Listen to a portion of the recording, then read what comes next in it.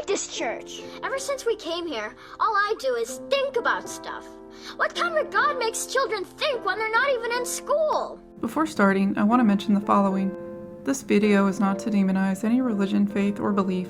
This video is not focused on going after any creator, channel, or person, but instead is critiquing what currently exists and how it impacts those receiving the messages. It should go without being said, don't be an alpaca to other channels or creators, and don't be an alpaca in the comments. The reason this video will mostly discuss evangelical Christianity instead of other denominations such as Catholicism, Mormonism, Islam, Hinduism, Buddhism, etc. is that it's the particular faith I grew up in and where I have the most knowledge. Lastly, aside from the participation awards, the videos on my channel are focused on how the poor are portrayed in media. I don't care what belief system a person has, as long as they are not harming themselves or those around them. Part of the difficulty in creating a social media platform is trying to figure out what to do and how to fit it into the current framework. Media is constantly changing, and being able to maintain a consistent schedule and continually having fresh content that stands out is challenging. In my case, I considered a few different ideas, such as Atheist YouTube, as I'm a person that also managed to survive the judgmental and narrow realm of Christian fundamentalism. When I finally did start planning out ideas and researching while going to therapy at the same time, I actually ended up on a different path. In getting to the root of much of my trauma, I started to see further into the systemic structures, such as the church, that keep poor and marginalized groups at a lower socioeconomic level. Before getting into the data with Mothra the Bunny of Data Science, feel free to like, subscribe, or comment below. With that, let's get into it. Mr. Burns, you do this personally? No, it's a hobby. I'm not in this for any personal gain, heavens no. By the way, are you acquainted with our state's stringent usury laws? Usury? No, silly me. I must have just made up a word that doesn't exist. Now, while deconstructing, I realized my financial knowledge was non-existent outside of paying bills and always tithing that 10% to the church. Can't forget God's 10%. Part of this was due to the traditional roles that were pushed, even though in my own family, my mom is the one that has a better handle on money than my dad. As mentioned in the video about the poor and budgeting, not only are there many self-help books to help with finances, but many come with a religious focus. This video is not going to focus on how paying for these self-help books is insidious. Instead, I'm just going to focus on how this advice is coupled with a sermon. Families that have a higher education are more likely to have a higher income. According to the Pew Research article, the three religious backgrounds with the highest education and income are Jewish, Hindu, and Episcopalian. It's probably not a surprise to most that the denominations with lower incomes are also those with a higher population of people of color, such as Baptist, Church of God in Christ, and Jehovah's Witnesses. The higher level of education, the greater the chance of financial literacy. In the graph here, my background would fall under nothing in particular. This would be denominations not included in the list, such as Amish, Mennonite, Quaker, Anglican, and whatever televangelist would be if they don't identify with a particular branch. In this category, 59% of participants made less than $50,000 a year, and only 17% made $100,000 or more. For now, let's put a pin in that income amount, as this graph doesn't make mention of how many live in the household or how many children there are. One of the main messages within the evangelical realm, especially in recent years, is eliminating debt. Dave Ramsey is a huge proponent of this message. I'm working on an entire video breaking down his advice, so I won't dig too far into this for now. On the surface, the advice that Ramsey and others similar to him give is not bad per se. For example, large amounts of debt can cause higher interest rates on loans and can cause excessive stress that leads to health issues. However, in many ways, the advice is tone-deaf, oblivious to the current systems in place, and comes from a privileged background. I linked one particular video called Dave Ramsey's Advice for Young People Who Want to Get Rich. Aside from the clickbait title that screams multi-level marketing, this 20-minute sermon on financial advice is not as helpful as he makes it out to be. I bring this up because it's an example of the type of rhetoric that often shows up in churches in the US, especially when discussing money. The first half of the video is the story of his background, quote, "We weren't poor, we just weren't rich," and then he looked to the Bible for financial principles that he uses today. This is not a person that grew up in a household struggling to put food on the table or pay the water bill. For an in-depth look, check out the Fundy Fridays video, which I will also link. In sermons, the person giving the message will often highlight that an outside force causes turmoil or is focused on persecuting them. If they had just followed God a bit more, if they had just kept their focus on things above, if they had just stopped focusing on money, they would not have needed to be humbled so. Ramsey's message tends to follow this pattern, and he often mentions the Competitive Equality Banking Act of 1987 as the fatal blow to his financial situation. In summary, H.R. 27 explains that financial institutions backed by the FDIC need to follow certain guidelines in order to be backed by the federal government. This includes regulations such as amending the Federal Home Loan Bank Act to provide reduced eligibility for advances for certain members who are not qualified lenders, and limiting the amount of obligations of the financing corporation which may be outstanding at any time. In short, banks can't just give out mortgages without proper protocol or equity if they want to be backed by the FDIC. The full act is linked below if you want some nighttime reading. If you have access to Netflix, the G Word gives further background on the FDIC and explains it much better than I could. Why bring this up? This law doesn't affect 99% of those in the US. The majority of people do not have multiple properties and mortgages. He can try to reframe this as the banks persecuting him, but in all actuality, he was lucky enough to be able to take advantage of the laws that were in place and the connections that he had with his friends and family in the community. The bank was also at fault for having allowed all these loans to begin with. Not to mention, Ramsey declared bankruptcy at a point in time where the bankruptcy laws were also far more lax than they are now. In my introduction video, I explained that if a family was middle class or above before encountering situational poverty, they're more likely to return to their previous status within 5 years. Contrast this with generational poverty, where it is extremely difficult to escape as well as remain out of poverty. For Ramsey, recovering after bankruptcy is not an anomaly or plain old hard work. He had connections and opportunities that many of those in poverty do not. Having connections or knowing the right people is a huge factor in not only escaping poverty, but staying out of poverty. He came from a situation where there was room to make mistakes. In my church, we grew up with the message that we shouldn't question the pastor. When people like Ramsey give these sermons, what is the likelihood that those listening are going to research the law that he is talking about? How many of them are going to take him at his word instead of researching for themselves? How many members of the congregation understand poverty? Our church also heavily encouraged us to get advice from experts that had the same religious background as we did. This is one of the factors that contributed to my lack of financial knowledge and why I'm leery of, quote, financial experts. They give a sermon laced with financial advice. Understanding how money works should not have to be delivered with a sermon attached. To give contributions of $300 or more. A $65 million Gulfstream G650 jet, the top of the line in luxury air travel. One church member, Mary Jones, plans on answering the pastor's call, even though she rides the bus 20 miles every Sunday to Dollar's Church. Because of the financial illiteracy among church members, it primes these same people to be more swayed by the message of the prosperity gospel. According to Wikipedia, quote, prosperity theology, sometimes referred to as the prosperity gospel, the health and wealth gospel, the gospel of success, or seed faith, is a religious belief among some Protestant Christians that financial blessing and physical well-being are always the will of God for them, and that faith, positive speech, and donations to religious causes will increase one's material wealth. Material, and especially financial success, is seen as a sign of divine favor, end quote. Basically, the good and faithful will be rewarded with stuff and money, but the unholy will not. It's part of why the rich aren't criticized to the same level that they would be outside of that realm. I don't want to focus on how many large churches are tax exempt, are rarely audited, and have shady finances. I do want to focus on the message being conveyed to those in the pews. Part of the reason this message gained a following is that it uses toxic positivity. I've mentioned this before in other videos, such as the pressure to succeed and how it does more damage than good. Taking an honest look at finances can be daunting, and when you often hear a message of money is the root of all evil every Sunday, it's just easier to avoid it altogether because God will provide, right? The prosperity gospel doesn't analyze the true root of why people are poor to begin with.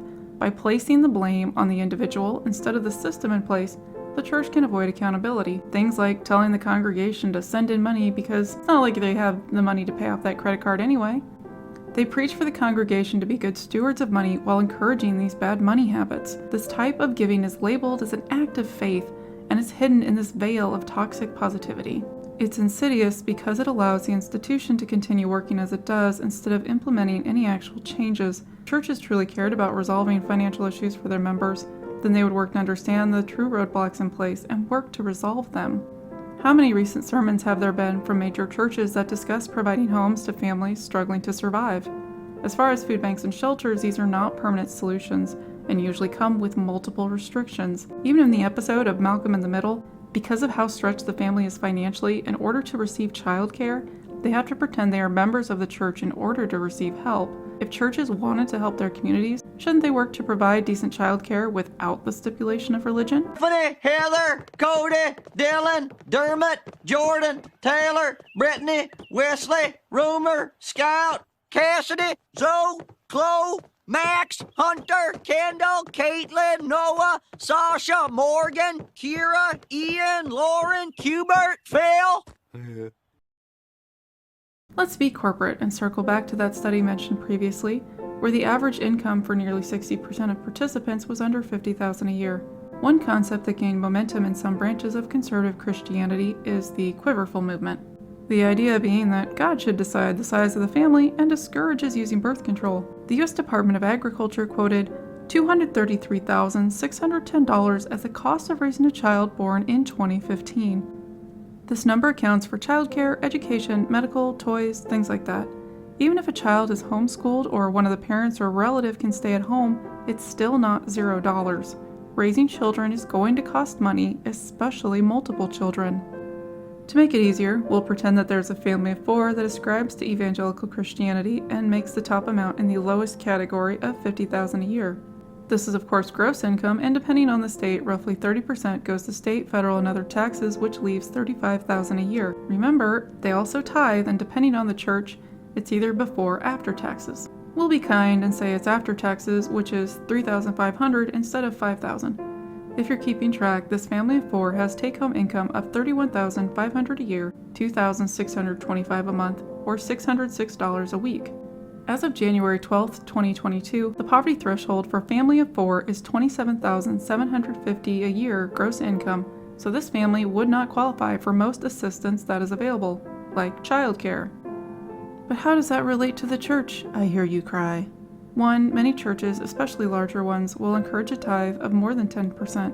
So if we factor that in for our family, that means the take-home pay for our family example will actually be less than $2,625 a month. Contributions to church are also not factored in when calculating if a family is below the poverty threshold. 2. Combine this with the toxic positivity and prosperity gospel. Many members will give money believing that they will be punished by not doing so, because God rewards his followers that truly trust in him. These are the types of thoughts that members will struggle with if they have to choose between paying for food or giving to the church. The more conservative churches do not push career paths that tend to have livable wages. As a kid, I would hear sermons about listening to God or hear his mission for what you should do in life. I found it strange that it managed to only be certain occupations like teacher or pastor if they were men. Then for women, they pushed being a stay-at-home mom, but if that didn't work out, there was always the option to be a teacher or a missionary. Spoiler alert, these are not jobs where people make $100,000 a year unless they're a pastor of a megachurch or manage to create a very sizable following on social media. I'm good at numbers and always had an interest in computers, but at no point was I ever encouraged to pursue a career related to these things. Even my brothers were not encouraged to pursue these occupations.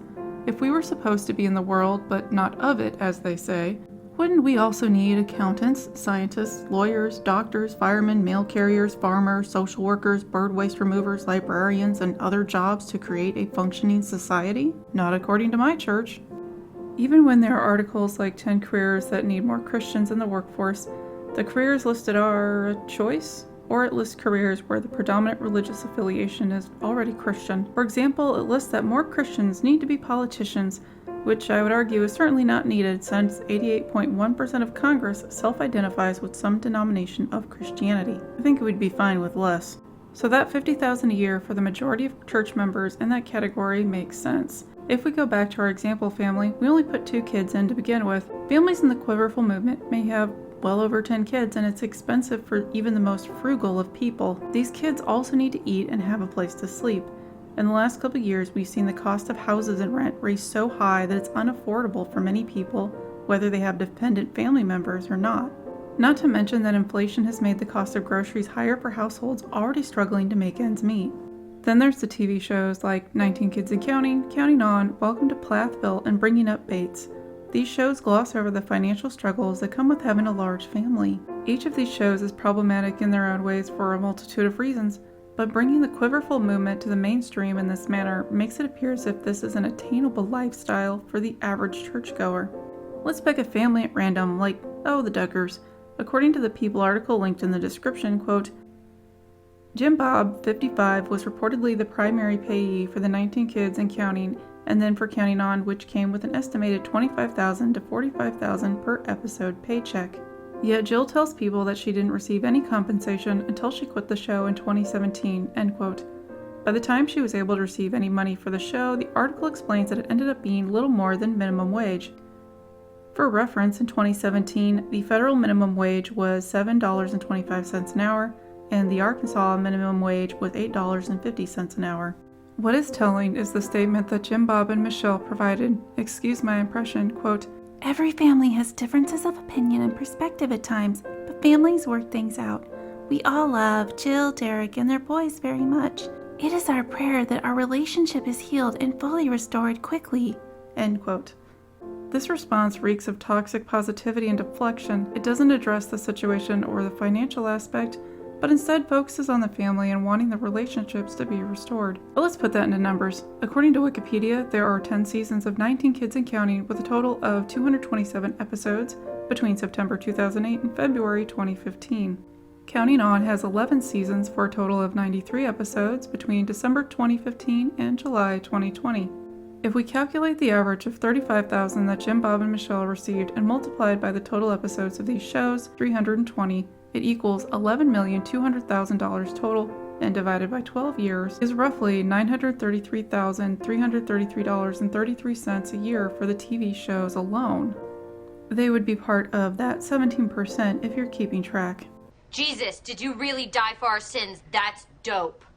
You think that's dope? Check out these beatitudes.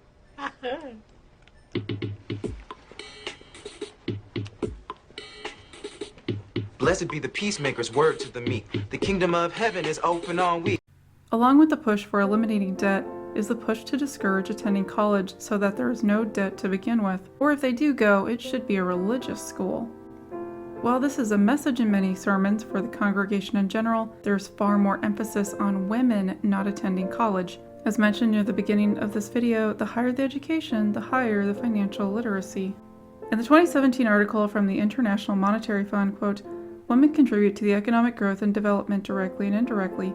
The most direct route is via workforce participation, which boosts production and thus savings, income, and tax contributions at the household, community, and national levels," end quote. More importantly, it states later on that when fertility rate lowers as women gain more education, quote, "Such a fertility shift affects economic growth immediately and over the long haul. As fertility begins to decline, youth dependency falls, so society produces more per person, which opens the potential for a so-called demographic dividend. Families can save and invest more, and the government can spend more on projects that promote economic growth. The first generation of children following fertility decline is also healthier and better educated, and thus more productive than preceding generations.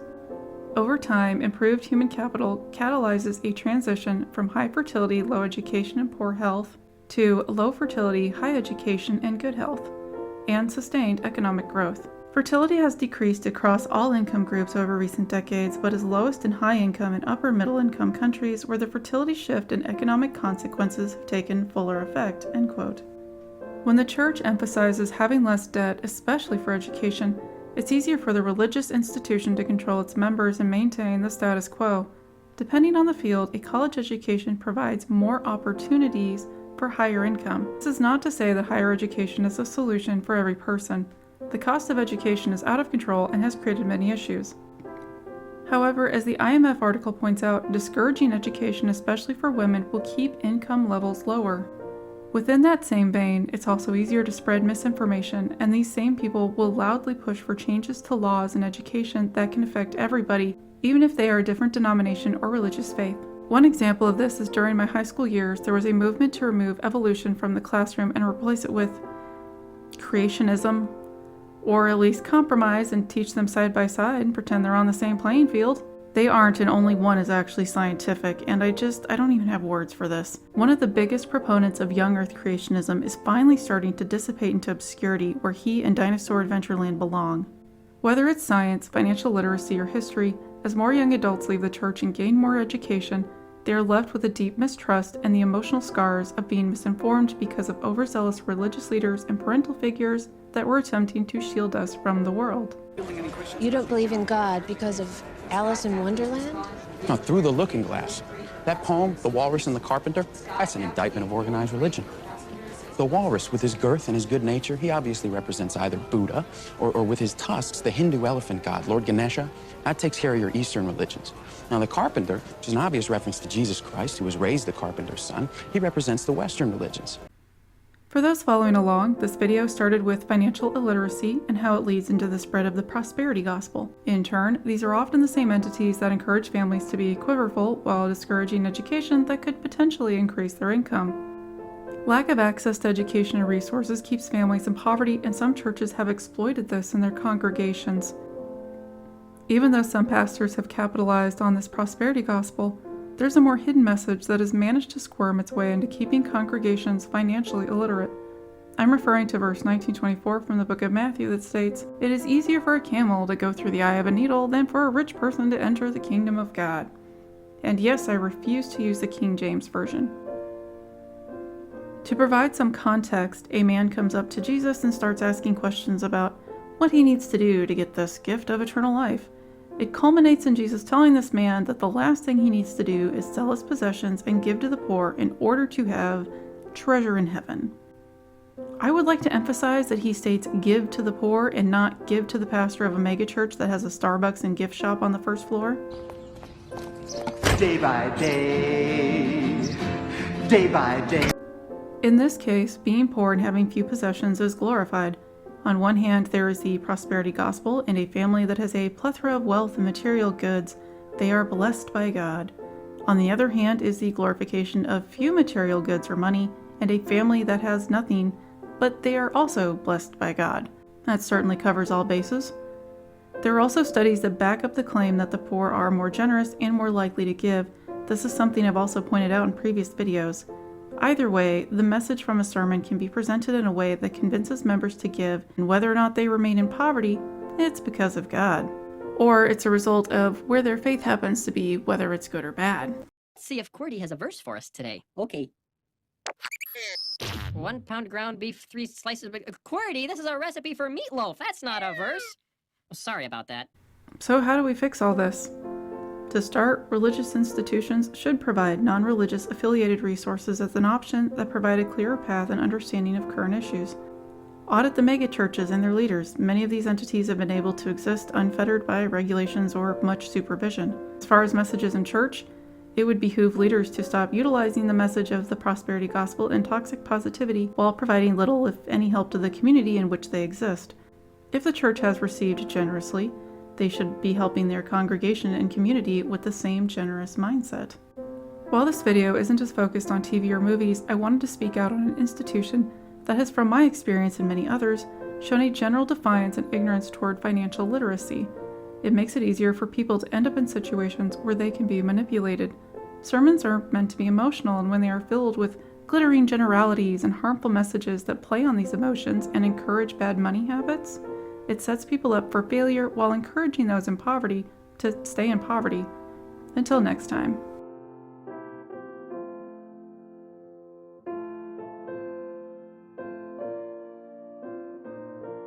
Now in the poem, what do they do? What do? They dupe all these oysters into following them and then proceed to shuck and devour the helpless creatures en masse. Now, I don't know what that says to you, but to me, it says that following these faiths based on mythological figures ensures the destruction of one's inner being.